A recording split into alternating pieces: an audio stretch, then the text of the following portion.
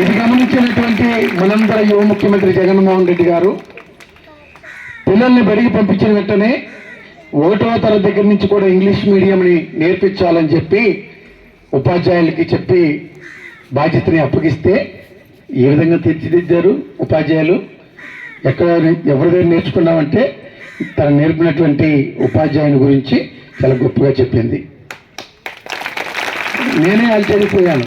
అంటే పెద్ద వయసులో ఉన్నటువంటి పిల్లలు 10th క్లాస్ దగ్గర నుంచి 8th క్లాస్ దగ్గర 7th క్లాస్ దాకా చదివినటువంటి పిల్లలు మగ పిల్లలు కానీ ఆడపిల్లలు కానీ మాట్లాడి ఉండొచ్చు. కానీ ఇంత స్పష్టతతోని ఎక్కడా కూడా తమిళాడుకోకుండా ప్రతి అక్షరాన్ని కూడా ప్రతి మాటని కూడా చాలా చక్కగా అందరికీ అర్థమయ్యే విధంగా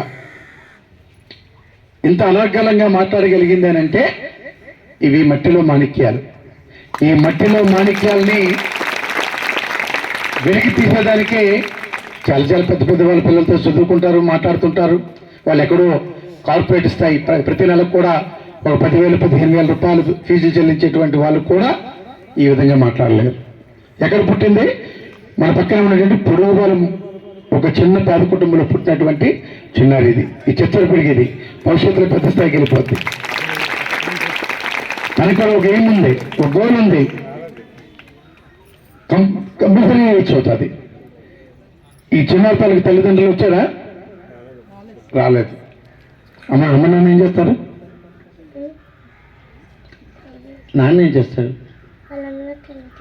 పొలంలోకి వెళ్తాడు. అమ్మ ఏం చేస్తుంది? వంట చేస్తుంది. నాన్న పొలంలోకి వెళ్తాడు, తల్లేమో వంట చేస్తుంది. ఈ చిచ్చలు పెరిగేమో ఇంగ్లీషు అనర్గళంగా మాట్లాడిస్తుంది. ఇంత గొప్ప అవకాశం ఎలా వచ్చింది మీరు?